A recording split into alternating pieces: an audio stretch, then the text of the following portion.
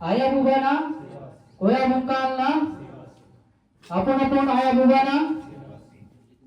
सबसे पहले ये गांव के माटी धरती ला सेवा जोहार करते हुए, गांव के 10 राव राजा ला सेवा जोहार करते हुए और साथ साथ ये गांव में बसे कैना दाई मन अलग अलग सेवा जोहार करते हुए सादर प्रणाम करता हूँ। और आज जो हमारे साथ में हमारे मन साथ में जो युवा साथी हैं और मोर प्रबुद्धजन भी हैं, ओमन मन ला भी बहुत बहुत हार्दिक अभिनंदन करता हूँ कि आज संविधान महोत्सव 26 नवंबर 2025 आज 1949 में हमको संविधान मिला। उसके बाद जो आज नरहरपुर ब्लॉक में दूसरी बार यहाँ हमको कहने का अवसर मिला, इसलिए बहुत बहुत धन्यवाद। साथ साथ मेरे नरहरपुर गांव के घर द्वार से निकलकर देवतुल्य आए हुए नारी शक्ति को सादर प्रणाम करता हूँ और चमकते सूरज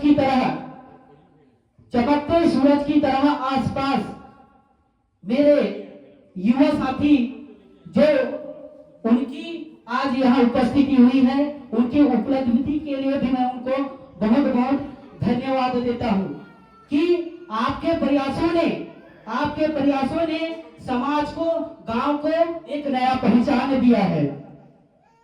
इसलिए कहते हैं कि खुद की पैर में खुद को ही उठना है और पीछे तो सब पैर खींचने वाले हैं। कहा भी गया है कि जिंदगी कांटों का सफर है, हौसला इसकी पहचान है। जिंदगी कांटों का सफर है, हौसला इसकी पहचान है। रास्ते पर तो सभी चलते हैं, लेकिन जो खुद की रास्ता बनाए वही नौजवान है, वही नई जवान है। आइए मैं इसी शब्दवाणियों के साथ आज की जो व्यवस्था है, नार व्यवस्था, उन व्यवस्थाओं पर आपको कहने का प्रयास करूंगा और इनसे कुछ चूक भी हो जाती है तो आज एक सीखने और समझने की जो क्षमता है और मुझ में जो एक जिज्ञासा आन पड़ी है, मैं यह मंच के माध्यम से आप सबों को परोसने का प्रयास करूंगा। गलतियों पर क्षमा करेंगे क्योंकि मैं नारे व्यवस्था में ही शब्दवाणियों को रखूंगा और देववाणियों में भी इस शब्द को रखने का प्रयास करूंगा। तो नारे व्यवस्था हम आदिवासियों का एक समुदाय जो सबसे पहले प्रथम इस धरती पर जब एक कोशिका के माध्यम से जन्म हुआ, तो पहले जो है आदिवासी समाज एक समकालीन सभ्यता में ही रहते थे और वो लोग पहले कस्सा टोला बसाते थे। कस्सा टोला क्योंकि उनकी जनसंख्या इतनी नहीं थी, वो घुमंतु टाइप के थे और एक जगह से दूसरे जगह जाकर वो लोग रहते थे। जब इनका जो बौद्धिक विकास है वो होते गया उसके बाद ये लोग, इनके पास में दाना पानी नहीं था। जे जगह में रहते थे वो कम मतलब व्यक्ति लोग जो थे, उनके साथ में उनका समुदाय जो था वो कम थे, इसलिए वो लोग एक जगह रहकर नहीं रहते थे। वो लोग एक जगह से दूसरे जगह से तीसरे जगह रहते थे और इनका जो भंडारण होता था, भोजन बनता था, वो एक जगह बनता था। तो धीरे धीरे इन लोगों का जो है बौद्धिक विकास होते गया।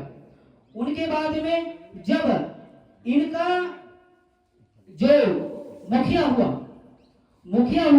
उन्होंने जब इनकी जो है पीढ़ी बढ़ने लगी तो ये लोग सोचे, तर्क लगाए कि क्यों ना स्थायी व्यवस्था किया जाए। तो स्थायी व्यवस्था सुनिश्चित करके उनके जो कबीलाई व्यवस्था में गांव के जो व्यवस्था थी उनको भूमियार पे भूमिहार पेन को इन्होंने सुनिश्चित किया कि ये हमारे जो कबीलाई व्यवस्था में है उनको मतलब हम भूमिहार को चुन देते हैं करके उन्होंने अपने माध्यम से भूमिहार को चुना। और भूमिहार जो है, भूमिहार एक जगह से दूसरे जगह वन में जाने लगे। वन में जाके वहां की जगह को साफ सफाई किए। साफ सफाई करने के बाद उन्होंने घर घरौंदा बनाया। उस घर घरौंदा को पहले दिन बनाया, रात भर रहा। उसके बाद में दूसरे दिन वो जगह को जाकर देखे, वो घर घरौंदा नहीं टूटा हुआ था। तो वो लोग मानते थे, उनकी कबीलाई व्यवस्था मानता था उस चीज को कि यहाँ घर घरौंदा नहीं टूटा है तो यहाँ गांव बनाने लायक है। तब जाके वो लोग वहां गांव बसाना चालू किए। अगर वही घरौंदा टूटा हुआ पाया जाता था तो वहां घर नहीं बसाता, मतलब नहीं बसता था। और वो लोग ये मानते थे कि अगर वो घर घरौंदा कहीं टूट जाए तो वहां गांव व्यवस्था नहीं चलेगी या फिर यहाँ हम नहीं होने वाले हैं। धीरे धीरे इन्होंने जो भूमिहार पेन को एक पेन के रूप में मांगे, एक देव के रूप में मांगे। उन्होंने जब गांव में बसे तो ऐसे कई देवी देवता थे जिन्होंने भूमिहार पेन के माध्यम से उन्होंने एक भूमिहार को आधारशील और गांव को सौंप दिया। तो जो भूमिहार पेन थे, भूमिहार पेन जो है ऐसा व्यक्ति था जिनके अनुमति के बगैर कोई व्यक्ति वहां से ना मिट्टी उठा सकता था, ना उस मिट्टी को एक जगह से दूसरे जगह ले जा सकता था। ऐसे करके उनके जो है नार व्यवस्था गांव बसाने का काम भूमिहार पेन के माध्यम से चलता रहा है। और जो गांव में व्यवस्था चला भूमिहार पेन के बाद में जब गांव में व्यवस्था आई तो पटेल व्यवस्था बनाया गया। पटेल व्यवस्था उन्हीं के माध्यम से बनाया गया, मुखिया और भूमिहार पेन के माध्यम से। तो पटेल जो है गांव के समृद्ध न्याय व्यवस्था के लिए पटेल पद्धति बनाएगी। पटेल जब भी गांव में रूढ़िगत ग्राम सभा होती थी, रूढ़ी प्रथा होती थी, तो उनको जो है समझाने का काम, बताने का काम और न्याय दिलाने का काम गांव के पटेल को होता था। उसी प्रकार गांव में बैगा, सिरहा, इनकी जो भूमिका रही है। अगर गांव में किसी भी प्रकार की जो रोग होता था या फिर कई प्रकार के लोग रोग ग्रसित होते जाते थे तो हर जो है बीमारी के औपचारिकता उनकी जो निचोड़ था वो सिरहा के पास में था। वो जो है गांव के जो भूमिहार गायता है उनको सूचित करते थे और बताते थे कि इस जो बीमारी है इसका इलाज मेरे पास में है, इसका जड़ी बूटी जो है ऐसा है करके।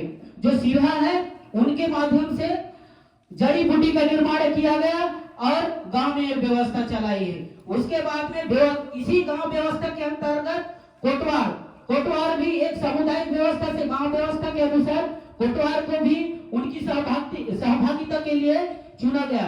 कोटवार का काम क्या होता था कि वह जो है गांव में अगर किसी को संकेत देना है या कोई बात बताना है तो मुनियादी के माध्यम से गांव को जो है बताने का काम करता था। इसी प्रकार जो है हमारे माता जिम्मेदारी दाई है। जो जिम्मेदारी दाई गांव की जिम्मेदारी माता होती है, जिसे मठियारी दाई भी कहते हैं और उनके कई प्रकार के नाम हैं। जिम्मेदारी इस प्रकार से कहा जाता है जिस प्रकार से एक माँ जो है अपने जितने भी बच्चे हैं उसको सजो कर रखती है, उनकी पालन पोषण करती है। वो किसी भी अवस्था में हो, वो रोग राई से लड़े, चाहे ठंड गर्मी जिससे भी वो लड़ता रहे, माँ जो है झकझोर कर देती है और अपने बच्चों को पालन पोषण करती है। ठीक उसी प्रकार जिम्मेदारी जो माता होती है वो अपने गांव में जो देवी देवता रहते हैं, जो लोग बाग रहते हैं, जो बसे हुए रहते हैं, उसी प्रकार गांव के समुच्चय जितने भी जीव जंतु से लेकर हर चीज को सजो कर रहते हैं। और जो गायता ठाकुर होता है, इनकी सेवा अर्जी करते हैं। और जो गायता के कार्य होते हैं, उसको किस प्रकार से एक गांव व्यवस्था को, नार व्यवस्था को बनाए रखनी चाहिए।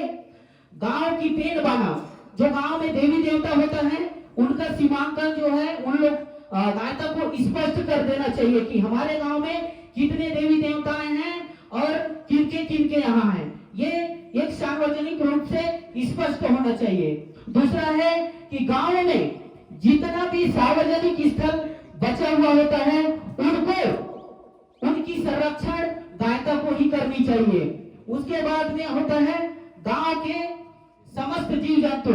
गांव में जैसे रोग राई होता है, या फिर कूड़ा चपका होता है, या फिर बकरी मन में किसी प्रकार की परेशानी होता है, तो गांव में अगर ऐसा होता है तो समय के साथ में गायता को सेवा अर्जी देके उनको देर हड्डी के साथ में समय पर ही विदाई देना होता है।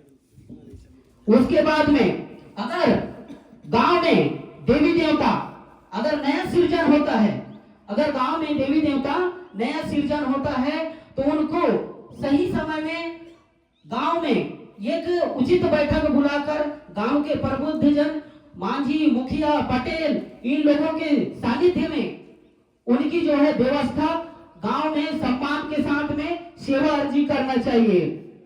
गांव में गायता का जो है आचार विचार सभी लोगों के साथ में परस्पर एकदम भाईचारा के साथ में होना है, तब जाके वो है नार व्यवस्था को बराबर चला सकता है। गांव व्यवस्था के अनुसार समय समय पर ग्रामवासियों को बैठक बुलाकर सूचना देना चाहिए, क्योंकि हमारे नार व्यवस्था आज के वर्तमान परिस्थितियों में भी सेवा अर्जी होती रहती है। इसीलिए हम सभी को उस चीज को भी ध्यान देना है गायता को कि जो समय समय पर सेवा अर्जी देना है, मीटिंग बुलाकर उनसे आदान प्रदान करना है, तब जाके सही समय में सेवा अर्जी होता रहेगा।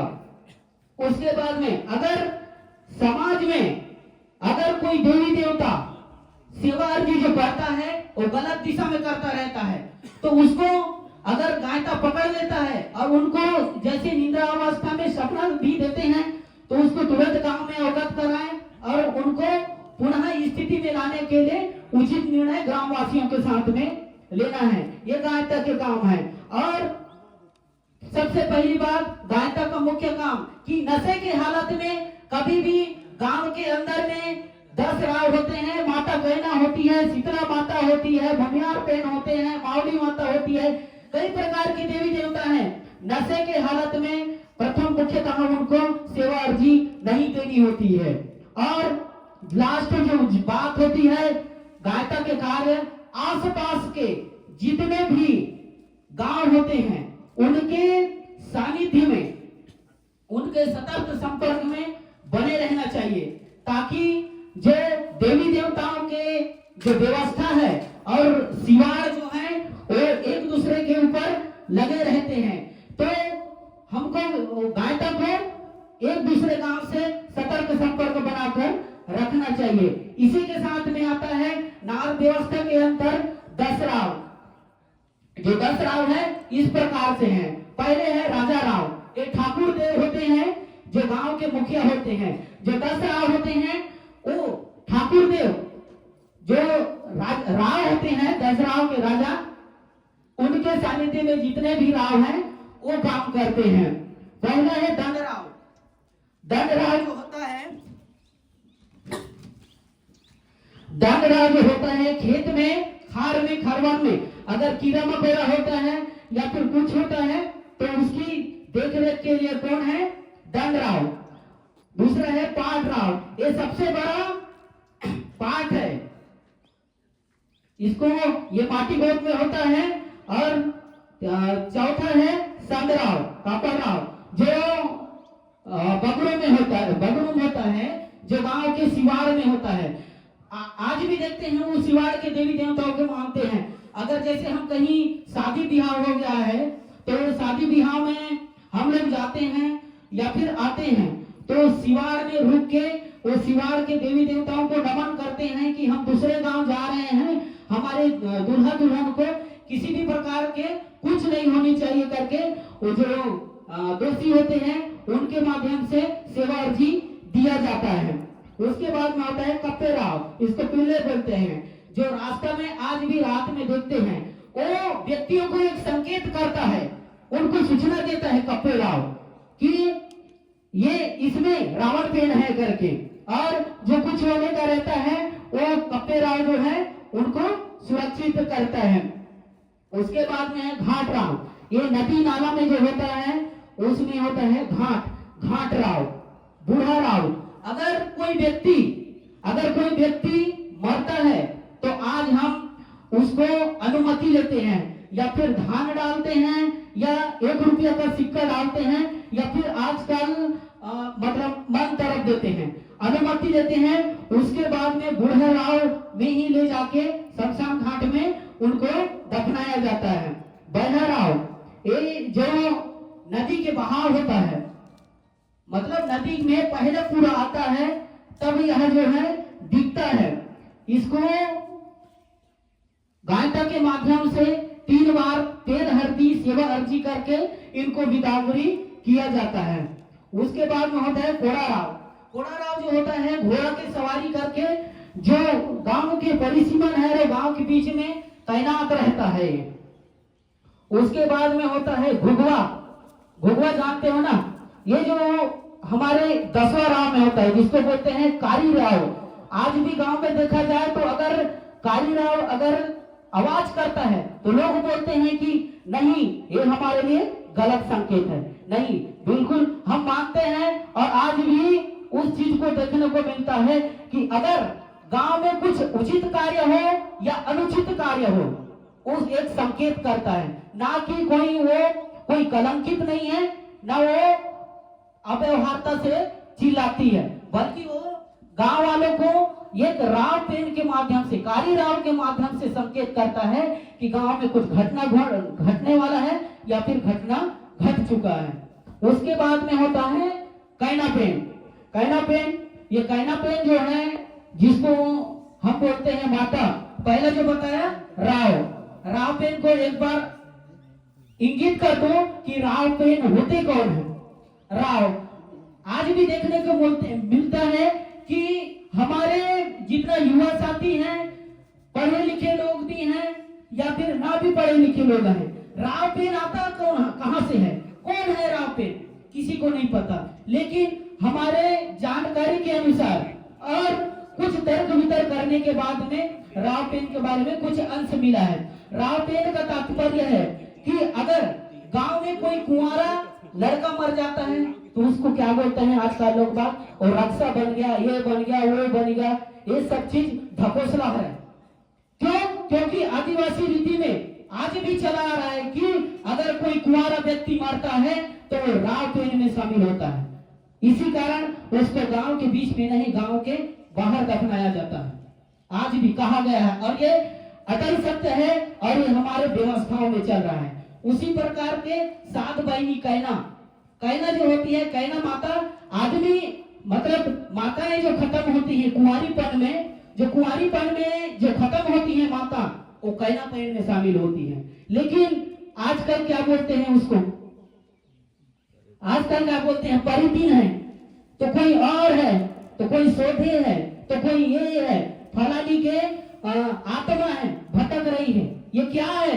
हम लोगों को गुमराह किया जा रहा है। आज भी हमारे यहाँ कोई हमारे पूर्वज मरते हैं तो मर के कोई रक्षा वक्षा नहीं होता, वो पेन शक्ति में सम्मिलित होता है। उसी प्रकार जो आज हमारी जो कुंवारी कन्या माता खत्म होती है, वो कोई रक्षा क्या बोलते हैं, अरेतीन परेतीन नहीं है, वो कैना पेन में शामिल होती है। ये बात ठान लो। और जो गांव में समाज में गलत दिशा निर्देश देते हैं उनको फटकार लगाओ। अगर आपको इस चीज की सामाजिक जानकारी नहीं है तो इस चीज को कदापि आप बोलने का प्रयास मत कीजिए और लोगों को भटकाने का प्रयास मत कीजिए। उसके बाद में बोल दो, पहला है घाट कैना, पानी घाट में होता है, एक कैना पेन होता है। माता लोग भी जानते हैं कि अगर किसी को महामारी हो जाए तो यह कैना पेन उस देव के लिए उचित होती है और अगर गांव में कुछ ऐसे क्षुद्र भी हो जाता है तो कहना पेड़ को याद किया जाता है, क्योंकि वही पनघट परिहारी की माता जो है आश्रय देती है। दूसरा है बहर कहना, ये बाई वाली होती है, बीज वाली, जो बीज के समय में इसको याद किया जाता है, सोनल के समय में भी याद किया जाता है, पहुंचानी में भी याद किया जाता है, भाजी में भी याद किया जाता है, इसको सेवा अर्जी दी जाती है। सुल्फी कहना ये है जो जीव जंतु, गांव में जो जीव जंतु होते हैं उनको सबकी रक्षा करने वाली होती है ये माता। बही कहना ये नदी में होती है, कहना जो है बही कहना वो नदी में होती है।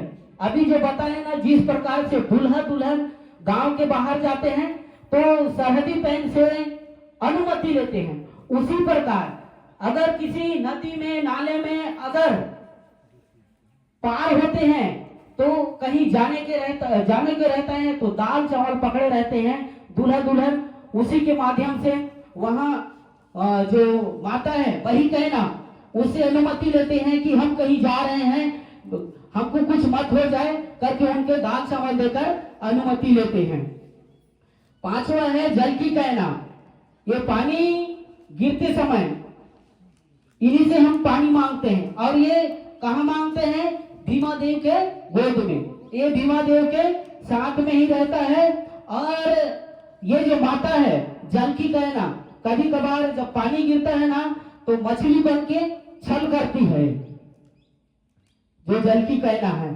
सातवां है तोड़े कहना, ये इसको सब जंगल में जानते हो कि जंगल में जो होता है कौन?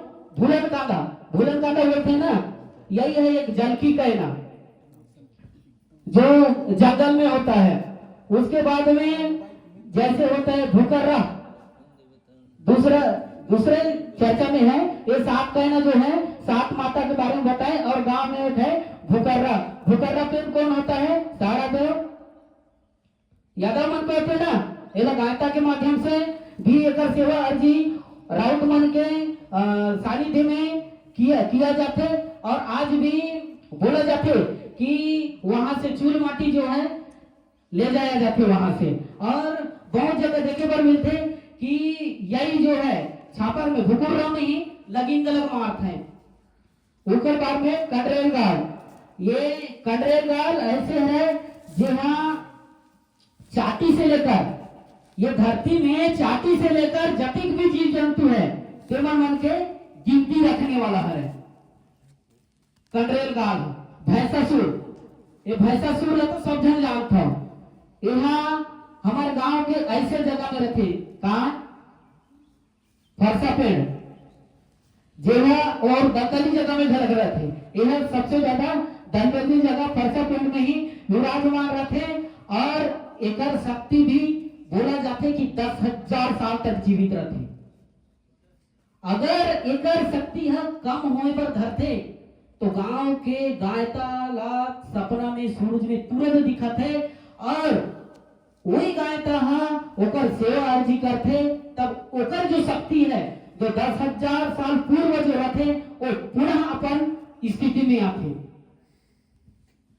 ये हमारे गांव के देवी देवता है। अभी ठाकुर देव सबसे पहले बताया, ठाकुर देव के बारे में तो एकदम क्षुद्र रूप में कहे, लेकिन आजकल का है ठाकुर देव कौन है ये नहीं जाने। ठाकुर देव जो है हमारे गांव के मुख्य व्यक्ति है, जेहा हमन बल्ला अन्न दीस धन दीस हर चीज के भंडार भर दीस। और लिंगो सबसे पहले देखा जाए तो लिंगो दर्शन में यह जाटवा बाबा है, जेला आज हमन मन अपन वाचाल भाषा में ठाकुर देव बोलते हैं। ठाकुर देव यही जो है सबसे पहले जो मुखिया है गांव में बसाई के काम करी। और ठाकुर देव जो है गांव के मालिक है, प्रथम मालिक जो है ठाकुर देव गांव के मालिक है, एक कारण होला ठाकुर देव कथा है। और ठाकुर देव जो है वहां बीज भरने वाला है, सबसे पहले ये धरती में हल चलाने वाला वही है, बीज बोने वाला वही है, वही ये डीही के पालक है और वही ये डीही के मालिक है। अन्न अन्न धान के जो भंडार के व्यवस्था बताई और हलचल के व्यवस्था बताई से ना, तेकर कारण ये गांव जो है एक समृद्ध व्यवस्था बनी गांव में। और यही है जैसे अन्नपट्टी आज भी देखते हमार मन ठाकुर देव ला तो नहीं भी जाना हमार मन है कि, लेकिन एक सीधा सीधा उदाहरण देता हूं कि जैसे हमार मन है बिहाव करथन तो हमार मन है कलसा भरथन, तो कलसा भरथन तो कलसा में काल भरथन, काल भरथन भाई मन काय भरथन वो कलसा में तो धान ला काय भरता है, धरला धान तो कोठी गलत भरता है, बोराम गलत भरता है। अन्न के जो कोटी होते ओमे हमन मन है जो धन भंडारण होते वहां विराजमान होते ठाकुर देव, और जो वो कलसा में होते वहां भी ठाकुर देव विराजमान होते। और क्या बोलते हैं महुआ पेड़ का काय कहेंगे हैं, बूढ़ा देव कहेंगे कि बूढ़ी माता कहेंगे, काय कहे हैं वो कालो दादा बूढ़ी दाई काय कहेंगे हैं, पूछी तो बताओ नहीं वो महुआ पेड़ का बूढ़ी दाई और शाहजला बूढ़ा देव जाने रहो तब तो बताओ, महुआ के तो मरवा गड़ा था, शाहजा के कुटा गड़ा था, तब वो कौन हरे के में चुपे रहे नहीं बनाए, बिहार करी सबके लोग लड़का हुई भुलाएगी, ऐसे बिल्कुल नहीं करना है। काबर की आज हमारे मन गांव में अपन देव व्यवस्था ला भुला गए तो फिर बहुत विडंबना की बात है। आज वो संस्कार झलकना चाहिए। आज जो हमारे मन युवा खड़े हैं जो बोला था कहीं ना कहीं ये हमारे सियान बन के कमी है और ये मजबूरी है कि हमारे मन ला बोलना पड़ा था, हमारे जानकारी नहीं मिली, साल भर से हमारे मन ला कोसत रही ना है कि टूरा मन जाते हैं करते हैं काय रात भर नहीं है ठिकाना, कहाँ जाते हैं काय करते हैं कोई अता पता नहीं है। ये गुरुओं की संघर्ष है और हम लोगों की बलिदान है जो इस मंच पर आज बोलने का कहने का जो अवसर मिला है। आज उस चीज को आप जानिए, भले कम रहिए, हमको भीड़ बनाने की जरूरत नहीं है। लोग अपने जो समाज की व्यवस्था को जानेंगे वो एक दिन लात मारकर भागेंगे, जो व्यवस्था में नहीं चलेंगे। इसलिए कम लोग हैं तो आप अच्छा ज्ञान मिल रहा है तो बिल्कुल लेने का प्रयास कीजिए और परोसने का प्रयास कीजिए, तब जाके सामाजिक जो व्यवस्था है वो सही चलेगा। अब मैं था ठाकुर देव भी तीन प्रकार के ठाकुर देव होते, एक अन्न ठाकुर देव होते, एक धन ठाकुर देव होते और एक क्या होते वो डीही के होते क्या देव को ठार में ठाकुर देव, वो ठाकुर देव होते।